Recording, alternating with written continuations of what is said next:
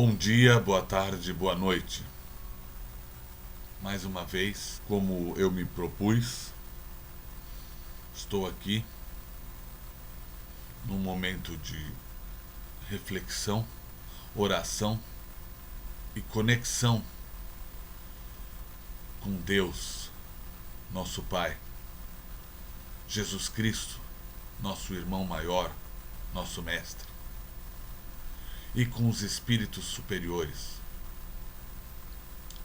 para convidá-los a fazer comigo uma corrente de oração, se aproveitando sim da tecnologia, como estamos fazendo hoje, ainda mais em época de pandemia, em que as reuniões presenciais são mais do que difíceis de acontecer, não são recomendáveis por conta das recomendações sanitárias. Assim, meu irmão, minha irmã, encontrei nessa ferramenta a oportunidade de elevar o meu pensamento, de afastar as minhas angústias, os meus medos, as minhas tormentas, e pedir que você, a hora que puder, de manhã, de tarde, de noite ou até de madrugada, naquele momento, comungue dos mesmos sentimentos que me inspiraram, e assim possamos criar esta corrente de oração, de depuração dos nossos medos, dos nossos maus sentimentos, de depuração do nosso espírito, para que enxerguemos cada vez mais, hoje mais do que ontem, a verdadeira razão, o verdadeiro propósito dessa encarnação, dessa nossa vida. Seja ela como estiver, sejam quais forem nossos problemas, sejam quais forem os nossos momentos de angústia, somos candidatos à angelitude. Assim, meu irmão, minha irmã, peço um momento da vossa atenção, da vossa concentração, e assim poderemos compreender melhor tudo aquilo que veio a ser esclarecido por Allan Kardec através de sua codificação e das explicações dos bons espíritos codificadas por ele, Kardec. E isso nos faça melhores. Que assim não julguemos, que assim não descontemos nos outros, sejam nos nossos filhos, nos nossos maridos e esposas, sejam nos nossos pais, aquilo a que estamos sujeitos nessa vida. Porque certamente haveremos de ter pedido muitos desses nossos temores, dessas nossas tormentas. Assim, meu irmão, minha irmã, eu abro ao acaso, na data de hoje, o Evangelho. O capítulo é o 4º, o item é o 14. Ninguém pode ver, é o capítulo. Quando o homem morre uma vez e seu corpo, separado do espírito, é consumido, em que se torna ele? Tendo o homem morrido uma vez, poderia ele reviver de novo? Nesta guerra em que me encontro, todos os dias de minha vida, estou esperando que chegue a minha mutação. Jó, capítulo 14, 10 a 14, segundo a tradução de Sassi. Quando o homem morre, perde toda a sua força e expira. Depois, onde está ele? Se o homem morre, tornará a viver? Esperarei todos os dias de meu combate até que chegue a minha transformação. Idem a citação anterior, tradução protestante de Osterwald. Quando o homem está morto, vive sempre. Findando-se os dias da minha existência terrestre, esperarei, porque a ela voltarei novamente. Idem, versão da Igreja Grega. O princípio da pluralidade das existências está claramente expresso nessas três versões. Não se pode supor que Jó quisesse falar da regeneração pela água do batismo, que ele certamente não conhecia. Tendo o homem morrido uma vez, poderia ele reviver de novo? A ideia de morrer uma vez e reviver implica a de morrer e reviver muitas vezes. A versão da Igreja Grega é ainda mais explícita, se possível. Findando-se os dias da minha existência terrestre, esperarei, porque a ela voltarei novamente. Quer dizer, eu voltarei à existência terrena. Isso é tão claro como se alguém dissesse: saio de casa, mas a ela voltarei. Nesta guerra em que me encontro todos os dias de minha vida, estou esperando que chegue a minha mutação. Jó quer falar, evidentemente, da luta que sustenta contra as misérias da vida. Ele espera a sua mutação, ou seja, ele se resigna. Na versão grega, a expressão esperarei parece antes aplicar-se à nova existência. Findando-se os dias da minha existência terrestre, esperarei, porque a ela voltarei novamente. Jó parece colocar-se, após a morte, num intervalo que separa uma existência de outra, e dizer que ali esperará o seu retorno.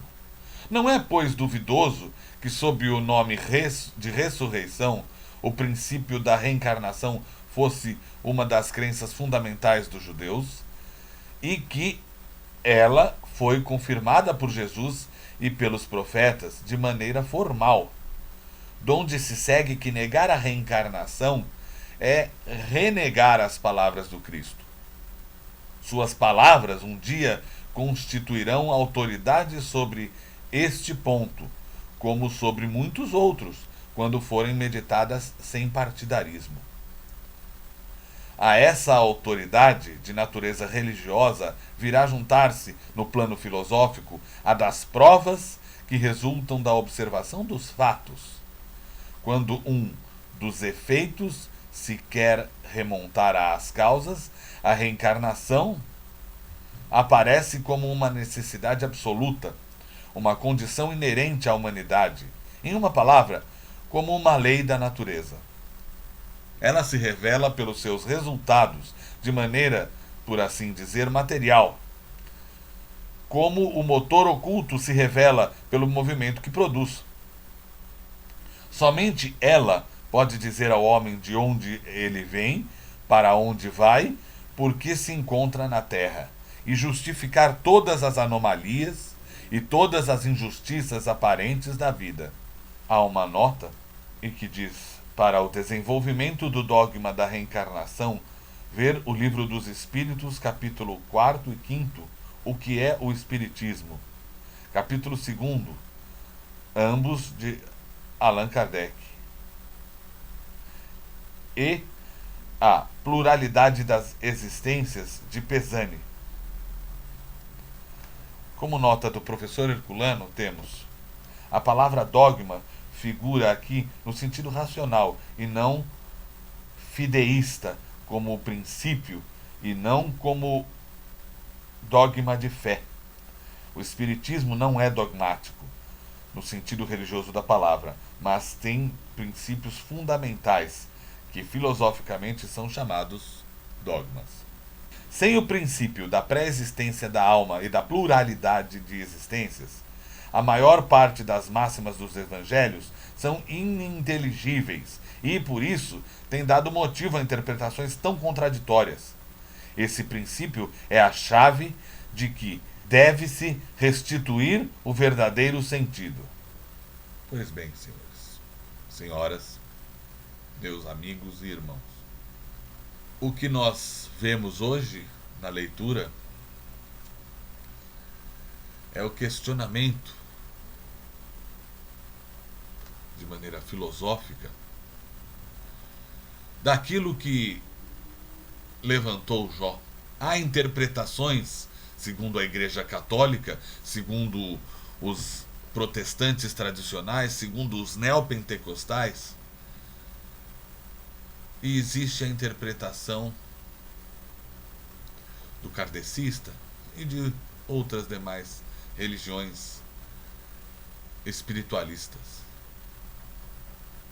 Eu costumo dizer que alguns católicos e mesmo protestantes, no afã de querer contrariar uma nossa argumentação acerca da reencarnação, acerca até da vida futura, que eles devem conhecer até muito pouco a doutrina a que se filiam. Afinal de contas, segundo o católico, quando se morre, se vai para o céu ou se vai para o inferno. O que é isso senão a vida futura? Segundo os protestantes, quando se morre, fica-se dormindo. Ok, talvez a consciência para eles não esteja ativa. Porém, no juízo final, tanto católicos quanto protestantes acreditam que haverá um julgamento. Portanto, o espírito, a essência da existência, saiu do plano material, foi para um plano metafísico e lá permaneceu. Se o juízo final vai ser exatamente como a alegoria da Bíblia nos ensina, nós não sabemos. Mas a noção da continuidade da existência, esta sim, fica clara em qualquer uma dessas versões. Outra questão, a que sempre me coloco em debate, é quanto à reencarnação. E há uma passagem no Evangelho que torna muito clara a realidade da reencarnação. Afinal, os apóstolos questionaram Jesus sobre a vinda de Elias antes do Messias. Eis que Jesus fala que Elias já havia vindo e dele tinham feito tudo o que quiseram, e Jesus Cristo se referia a João Batista. Já conversei sobre este ponto com várias pessoas de várias religiões. E todos eles têm explicações magníficas. Nenhuma delas passa pelo crivo da razão. E aqui nem precisaria muita erudição. É simples, tá? Simples lá no Evangelho. Mas Jó questionou isso muito antes. A questão da morte e da espera para o regresso à vida, ao plano material. E é isso o que essa lição nos traz, a lembrança de que o espiritismo é racional, de que o espiritismo requer e dá provas através de um método científico de pesquisa. Kardec passou tudo ao crivo da razão. Dessa forma, para compreender a maioria dos fenômenos da mediunidade, para compreender a maioria dos fenômenos da vida, Kardec propõe algo muito claro, muito concreto e muito palpável. E é a Ele que devemos seguir, sempre com o pensamento no plano superior, pensamento em Deus, para que a cada leitura, seja do Evangelho, seja das outras obras, possamos aurir o máximo daquilo que nosso espírito está preparado para compreender. E assim caminharmos cada dia a trilha do esclarecimento e da verdade. Meus irmãos, minhas irmãs, fico por aqui. Agradeço mais essa oportunidade que estão me dando de me assistirem e encerro, como sempre e de costume, com o Pai Nosso. Pai nosso que estais nos céus, santificado seja o vosso nome. Venha a nós o vosso reino, seja feita a vossa vontade, assim na terra como no céu. O pão nosso de cada dia nos dai hoje. Perdoai as nossas ofensas, assim como nós perdoamos a quem nos tem ofendido. E não nos deixeis, Senhor, cair em tentação, mas livrai-nos de todo o mal, porque vosso é o poder, a honra e a glória para todos e sempre. Assim seja. Graças a Deus.